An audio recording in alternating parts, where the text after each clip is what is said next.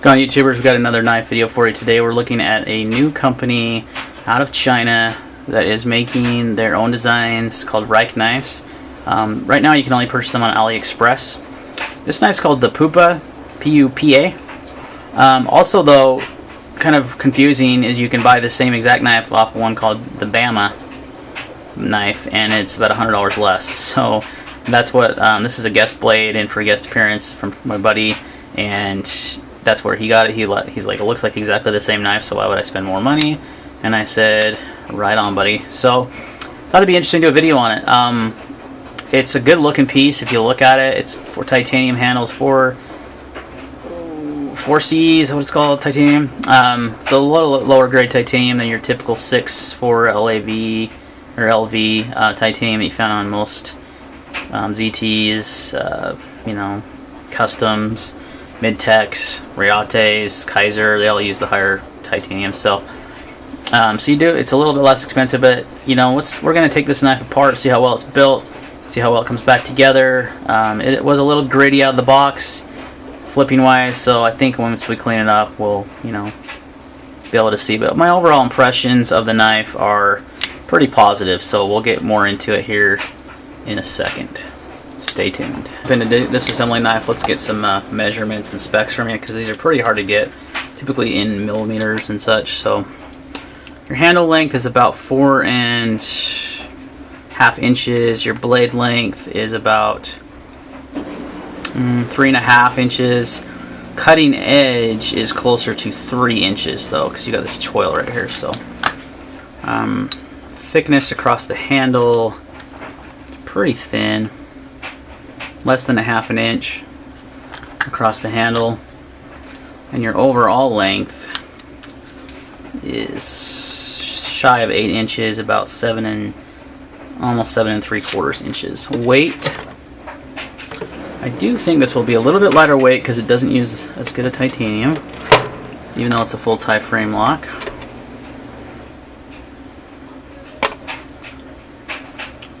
It's almost 5 ounce, 4.8. About right for this size. So sub 5 ounces. So it feels lighter in the hand than me than that though. Again, good ergonomics in the hand. So let's take it apart. All right, so here I've got the Pupa, or the Bama, or whatever you want to call it, apart, and you can see it's got a good construction. I mean, it's well made. It's our TC4 titanium, so not your 6.4 LAV, which is your standard in most higher end knives. But one thing I was curious about is to see if it had these grooves for the bearings, which it does. That's where the bearings sit. You have it's pretty much a standard stainless steel, you know, bearing, kind of like just a captivated bearing, like a KVT style. Richard Wu is the guy that's over Rike Knives, and he calls this model the Pupa, I believe. But again, as I've discussed earlier, it's also called the Bama, or another company has it on there, so it's a little bit confusing. You know, you're not sure who makes it, and that is one of the downsides of buying knives from AliExpress, you know, because you're not sure. Now this is an original design. This isn't a clone, which is cool. And like I mentioned, I really like the design of the knife. I love the way it looks. It's got really good looking titanium scales, nice heavy stonewash with some nice 3D machining on there, and it just begs to be anodized and, you know, have a two-tone look. I like the blade shape, and the construction of the knife is good. That's not nothing wrong with it that I can see. The glass breaker is kind of stupid. I don't know why you'd have that, but whatever. So that's the internals of the knife, to give you guys an idea. And we're going to put it back together and see if it can flip a little bit smoother and not so gritty. We got it all back together, and it's flipping smoother now. You just need a good cleaning. A little dirty in there. Still is, well, one of the issues with this knife, it is got a teeny little flipper tab for A. I mean, look at that. It's just barely protrudes, which I like smaller ones, but this is a little, I mean, you can still flip it, but it doesn't, you know, it's not the easiest thing. So that's one little design flaw, I guess. They could just make that a little bit bigger. It does have jimping on it, which is nice, but so I mean, it flips better. It's still getting hot up on that detent ball. It's never gonna fall. You see right here, Like, for example, my Riate Horizon just falls. The Chuchiera Kaiser just falls. So it's just a design flaw on that detent ball where it's getting stuck. It's just made it a little too big. I mean, you can kind of force it, so it's not going to drop freely. Just bump the camera. It's a decent flipper. I wouldn't say it's, you know, you pretty much have to light switch it. It's kind of hard to push button it. It's doable, but the flipper tab's so small. So, but the overall aesthetics of the knife are awesome. Aesthetics of the knife are awesome. I think it's a really good looking knife. It's unique. Kind of looks like a Shirogorov T95, but there's a lot of similar differences in this, making it, you know, not a clone or a rip-off or anything. So it is an original design. Like I said, it's called the Pupa, P-U-P-A. Go with where you want on the jokes there. Like I said, it's also called the Bama knife. So you can buy it 2 different places and pay $100 more if you want to. Richard Wu says this is his original design, so we will see. Design-wise, it's really good. I mean, the ergonomics of this knife are phenomenal. It fits in your hand, absolutely perfect. Medium-sized glove that I wear, and it's just about the perfect size knife. It's so comfortable, and you got this nice thumb ramp right here. It actually kind of dips down, no jimping, but it dips, and it just gives you a really good place to lock your thumb in for some heavy cutting. So you don't have any, I don't think it really needs jimping there. Blade profile is great. You got this nice swedge right here, which is cool. Nice stone washing on the blade, S35 VN steel. Overall, for, I think Kurt, my buddy that loaned me this for the video, Curtis, I think he paid around $100 for it from AliExpress. So, like I said, the Rike Knife's store has it for over $200. It is anodized. They also do sell this plain titanium stonewashed version for the same price, so I don't know why you would pay more when it's exactly the same knife, just to have the brand on there. I don't know. So, overall, this is a new design, it's not a clone. You know, AliExpress back in the day used to be just full of Sabenza clones and Paramilitary 2 clones and you name it clones. And there's still quite a bit on there, but there is a lot of companies that are making, and you know, designers that are doing their own designs and producing their own knives, and Rike Knives is one of those. Epic Snuggle Bunny from Austin, he's a local Utah knife nut as well, and he's done a review just recently on a Rike knife. I can't remember what the model is. It had a serious design flaw where he actually mentions him in the video. My friend cut his finger because if you put your finger like this right here, it would actually catch, and he took it out of the Spire pack to look at it, and he got himself pretty good. This knife doesn't have that flaw. I've also got the centering dialed in. It came a little off center because of the way the pivot is without the lack of the female pivot. It's gonna spin, so you're gonna want to have to just Loctite that down. You'll be all right. It does have a little nano oil in there, so it is flipping nicer. It doesn't feel as gritty. I just think it was a little bit. But that detent ball, I mean, look at that. You've really got to shake that. So that's the one design flaw.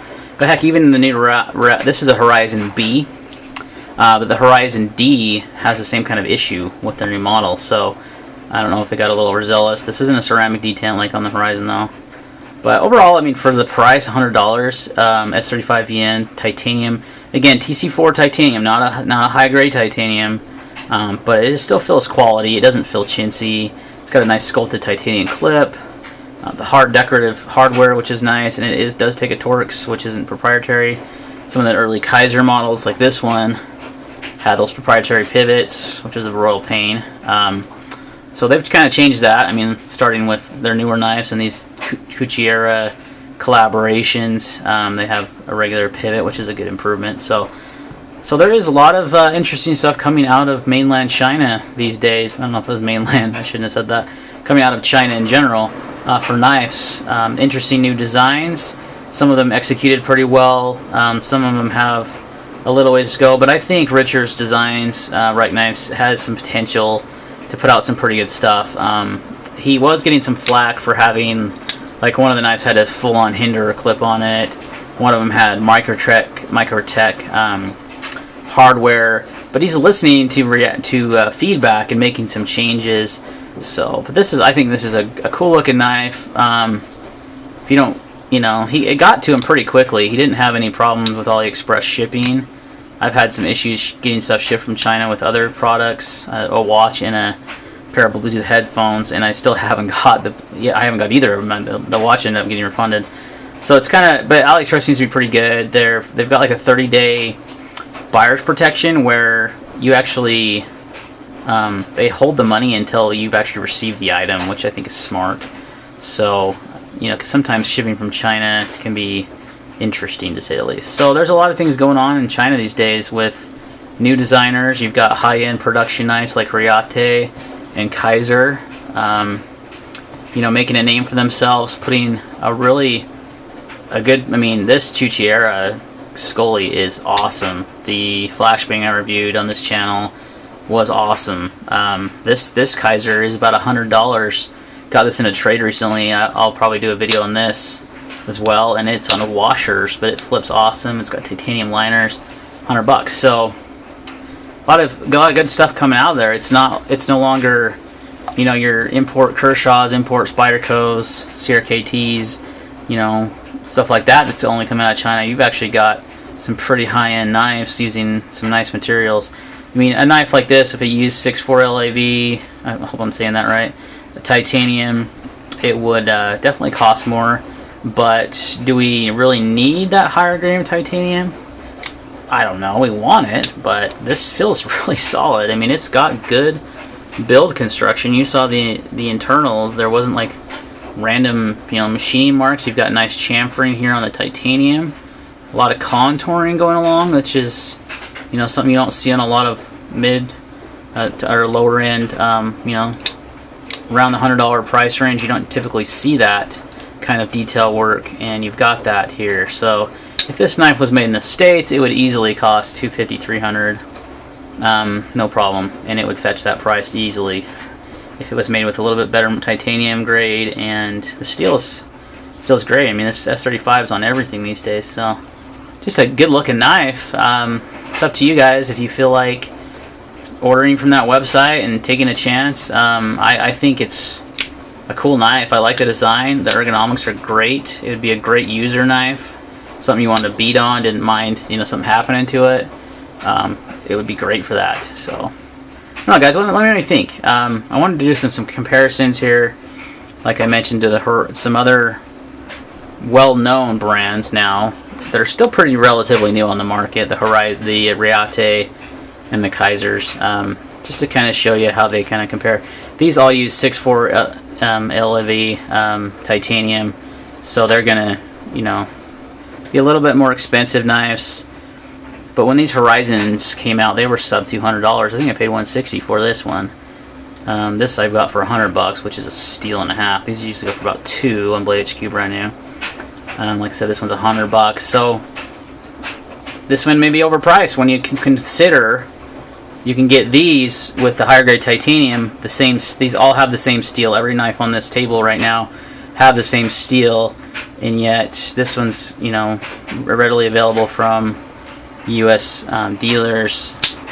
It's got a nice polished blade with stonewash flats. That's really cool. I don't know, guys. It's up to you. I just wanted to do a video. I thought it was interesting. I thought it was a cool looking knife. I kind of wanted to order one myself. And he told me, hey, I ordered one of those. You want to check it out? And I was like, absolutely. And I think it's begging to be anodized. It'd be a really great knife to pimp. You know, if you wanted to try your hand at pimping and doing some anodizing, or send it in, you know, because it was an inexpensive knife. It's just begging. It's just going to look really cool when it is. So, let me know what you guys think.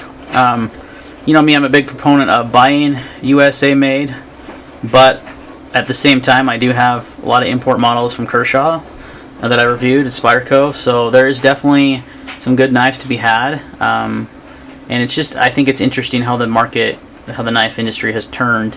There's a lot of good stuff coming out of China with Kaiser and Riate, high-end knives, right up there with ZT, you know, in America, Benchmade, Spyderco. I mean, they're all quality-wise pretty even.